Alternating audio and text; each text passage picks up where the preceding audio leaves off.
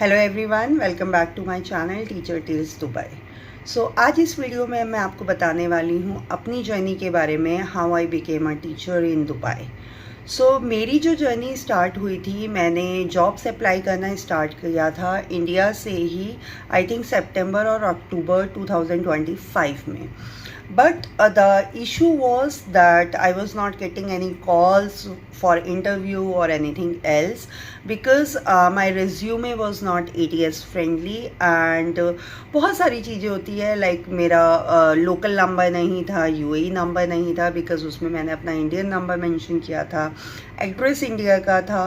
तो यस, अगर आप इंडिया से अप्लाई कर रहे हैं या अपनी होम कंट्री से अप्लाई कर रहे हैं, आपको प्रायोरिटी थोड़ी कम मिलती है, बट इट्स नॉट लाइक कि बिल्कुल ही नहीं मिलती है या किसी को चांस नहीं मिला है। नो, आप डायरेक्टली इंडिया से भी हायर हो सकते हैं, अपनी होम कंट्री से भी हायर हो सकते हैं। It totally depends on your luck. But in my case it didn't work out. Then I decided in December that okay, now I will go to Dubai on tourist visa and I will start looking for jobs there only.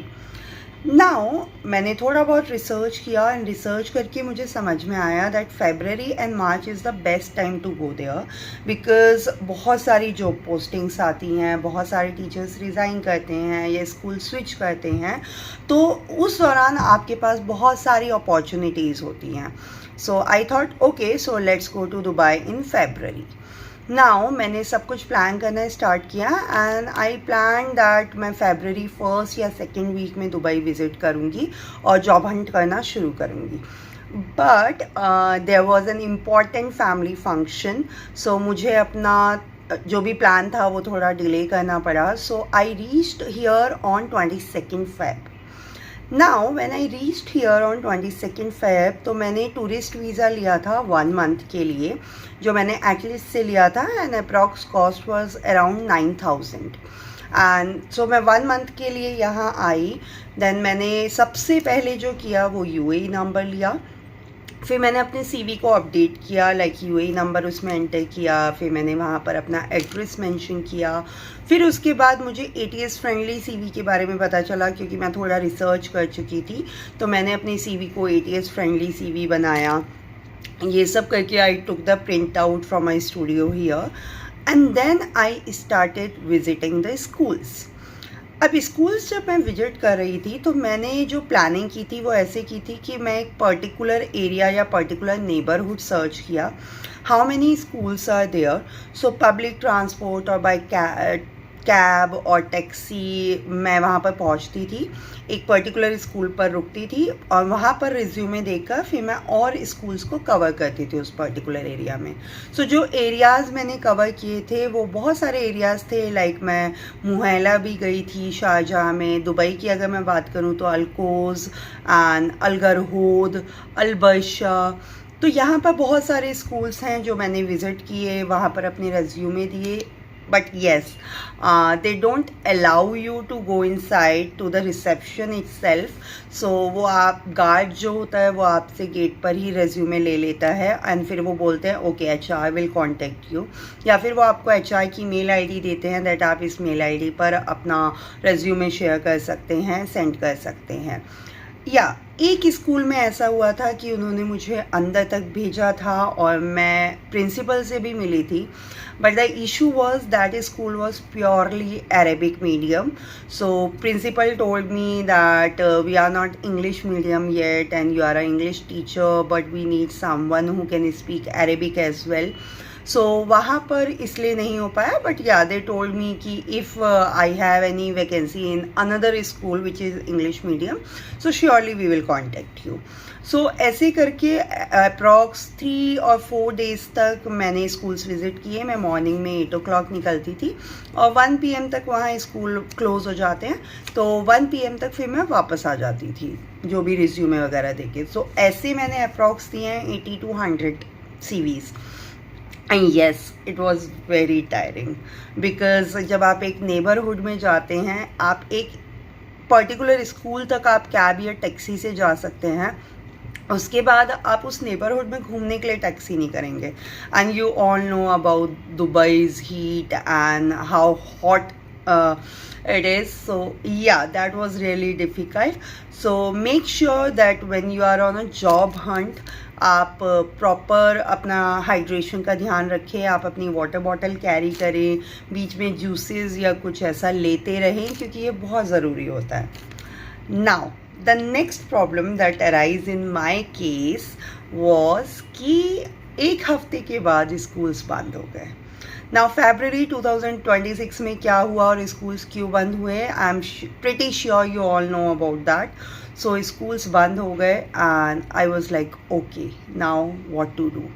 And I was really stressed because I came here on 1 month tourist visa and अभी सिर्फ 1 week हुआ है और schools बंद हो चुके हैं. अब मुझे क्या करना चाहिए? तो फिर मैंने थोड़ा सोचा, इस बारे में रिसर्च की एंड मैंने अपनी लिंक्डइन प्रोफाइल पे वर्क करना स्टार्ट किया. मैंने बेसिक चीज़ें सब कुछ अपलोड कर दी थी, बट मैं वहाँ पे बहुत ज़्यादा एक्टिव नहीं थी. सो मैंने फिर स्कूल्स के प्रिंसिपल्स, HR, इनको कनेक्ट करना स्टार्ट किया. मैंने वहाँ पर मैसेज भेजना शुरू किया that I am looking for job opportunities here. And या वन थिंग मोर, जब आप उनसे कॉन्टेक्ट करते हैं थ्रू एनी मैसेज, तो प्लीज़ चैट GPT से एक बहुत लंबा मैसेज आपको फ्रेम करके उन्हें नहीं भेजना है. Just a simple hi would be enough, just a simple message that I am looking for job opportunities here, can you please help me, how to go ahead. So this simple message, human message should be there, not any chat GPT message, because see, they are the head of any school. So हमें लगता है कि नहीं chat GPT पता नहीं चलेगा, वो सब पता चल जाता है. इंट्रैक्शन होना चाहिए, वो आपका ह्यूमन इंट्रैक्शन होना चाहिए. फिर वहाँ से मैंने अप्लाई करना स्टार्ट किया. सो लकीली मुझे 2nd और 3rd वीक तक इंटरव्यू कॉल्स आने शुरू हो गए थे. I started getting the calls. But yeah one thing that I want to mention here, उसमें से एक कॉल ऐसा था, उन्होंने मुझे बोला ओके कल आप हमारे ऑफिस आ सकते हैं दुबई में और वहाँ पर आपका इंटरव्यू होगा और फिर हम बता देंगे आपको. So I said okay let's go. अब मैं वहाँ जाती हूँ तो वो बहुत शेडी सा एरिया था, लाइक वहाँ पर ऑफिसेस थे जो स्मॉल केबिन्स में होते हैं. तो उसमें मैं 2nd फ्लोर पर जाती हूँ. 2nd फ्लोर पर जाते ही मुझे जो वाइब आती है that something is wrong here, but still okay let's see. Then I went to that particular office जो एड्रेस था. देन वहाँ पर एक लेडी होती है, तो वो लेडी पहले रिसेप्शन पर एक लेडी होती है. Then she told me to wait for a while. Then another lady came and she told me to come to her cabin, and then she started taking my interview, and a general interview, like she was just asking about from which country are you and आपने क्या क्या qualification है, आपने क्या क्या किया है और अब तक कितना एक्सपीरियंस है, this and that. No teacher related queries और no teacher related questions. So बोलती कि हमारी कंसल्टेंसी फर्म है, so we will start applying jobs on your behalf and you are such a good candidate and I am 100% sure you will get the job. But before that you have to register your name in our consultancy and for that you have to give 500 dirham. At that time I was like, oh, something is wrong here, because सी अभी तक मेरा जितना experience है आई am pretty sure आपको higher करने के लिए किसी को भी कोई भी अमाउंट देने की ज़रूरत नहीं है, बिकॉज कोई भी स्कूल, कोई भी कंसल्टेंसी फर्म कोई भी अमाउंट ऐसे आपसे डिमांड नहीं करते हैं अगर वो जेन्युइन है. Then I told them, okay, I need some time to think about it. So I'll go downstairs, I will have my meal, my breakfast, because I didn't eat something, and then I'll let you know, I'll come back. So they were like, no, this is one time offer, otherwise we take 1000 dirham or 800 dirham, and we are giving you one time offer, 500 dirham only, just take a decision quickly and this and that. So I told them, see, I cannot do that, I need some time, so I'm going downstairs, let me think about it.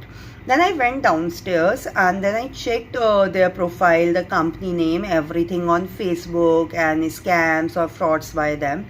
And you will not believe it that there were multiple comments about them, there were multiple posts about them that yes, they are fraudster, they are doing scam. So Dubai में ये भी बहुत सारी चीज़ें हैं जिनसे आपको बच के रहना पड़ेगा. So then I went to my home and I was like okay, नहीं मुझे इस तरह के किसी भी स्कैम में फंसना नहीं है.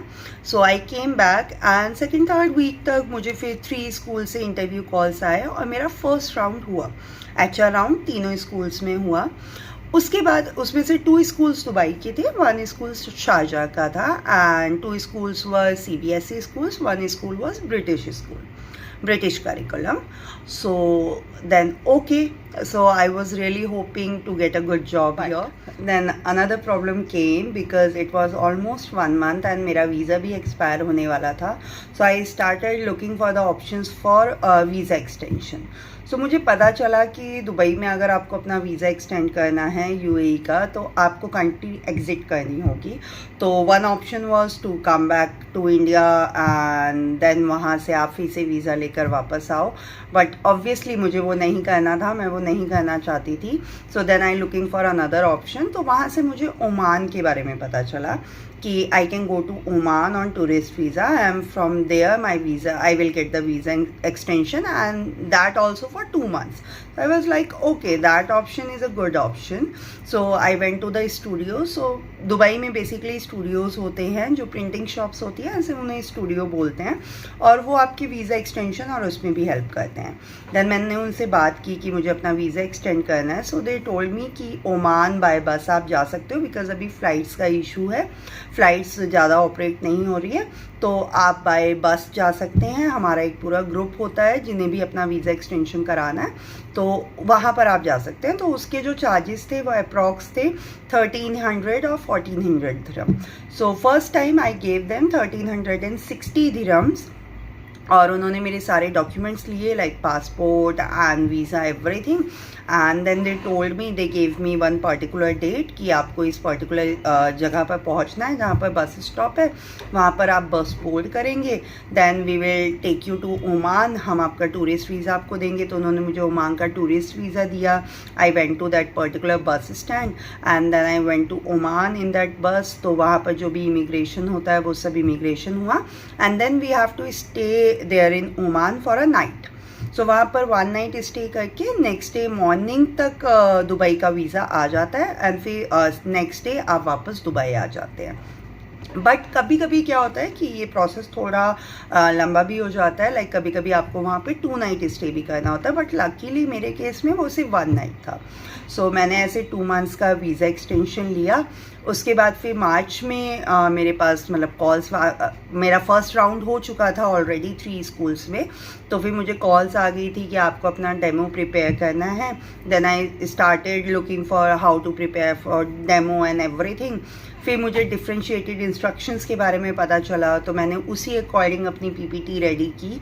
तो यहाँ पर बिकॉज मेरा बैकग्राउंड मैथमेटिक्स का भी है, तो मुझे जो मोस्टली ऑफर्स आए वो मैथमेटिक्स टीचर के लिए आए. सो मैंने अपना पूरा PPT डेमो के लिए रेडी किया. फिर मेरा डेमो राउंड हुआ एंड फाइनली मुझे 2 स्कूल से फाइनल राउंड के लिए कॉल्स आए. फिर डेमो के बाद जब फाइनल राउंड के लिए कॉल आए तो उन्होंने एक पर्टिकुलर डेट दिया.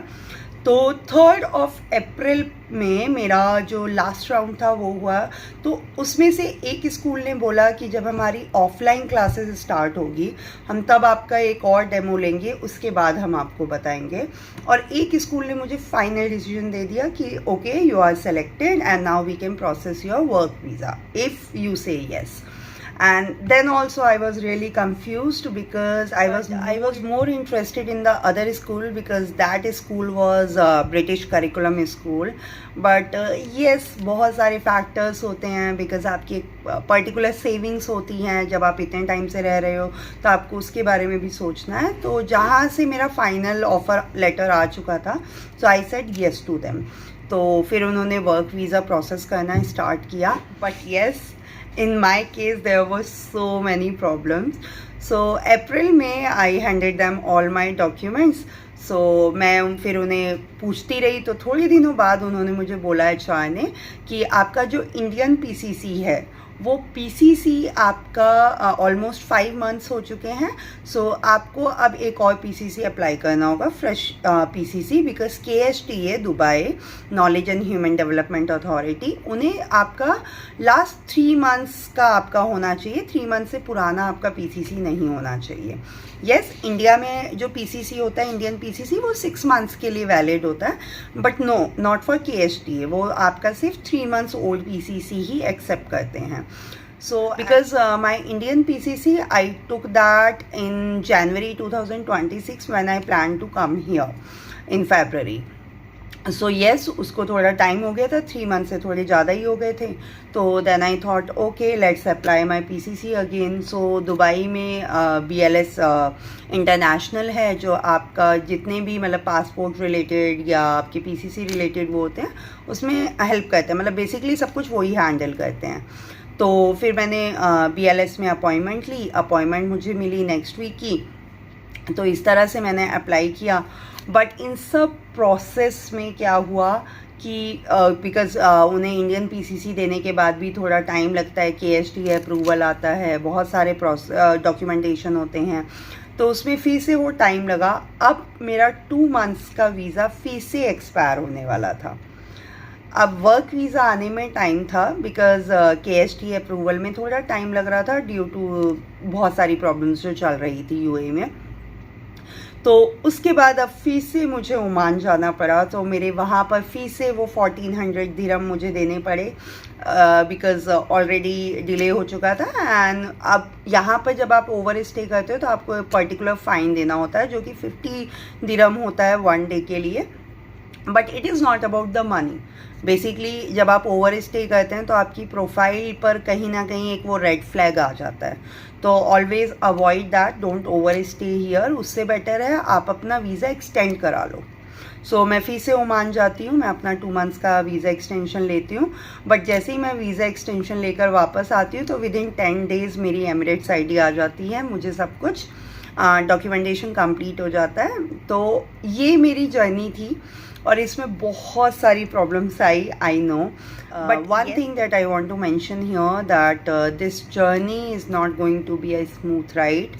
बहुत सारी प्रॉब्लम्स आने वाली हैं, बट मैं आपको एक ही सजेशन दूंगी कि लगे रहो मुन्ना भाई। जब आप इन प्रॉब्लम्स को फेस करोगे तभी कहीं ना कहीं आपको सक्सेस मिलेगी, और वो सक्सेस वेल डिज़र्व्ड आपको लगेगी। तो जब मेरे हाथ में मेरी एमिरेट्स ID आई थी, आई वॉज रियली हैप्पी, बिकॉज़ उसके लिए इतना कुछ हुआ था लास्ट 3-4 मंथ्स में, और इतनी प्लानिंग, इतना हार्ड वर्क और एवरीथिंग। मतलब दुबई की हीट में you can not believe I was walking 14 and 15 kilometers in a day. So it was such a tough time, and but yes, सब कुछ निकल जाता है, फिर सब कुछ आप भूल भी जाते हो, क्योंकि जब आप सक्सेसफुल होते हो आपको जॉब मिल जाती है जिसके बारे में आप इतने टाइम से प्लानिंग कर रहे थे। तो आप लगे रहिए, ट्राई करते रहिए, I am pretty sure you will get a good opportunity there. So that's all for today, thank you everyone, and don't forget to subscribe my channel.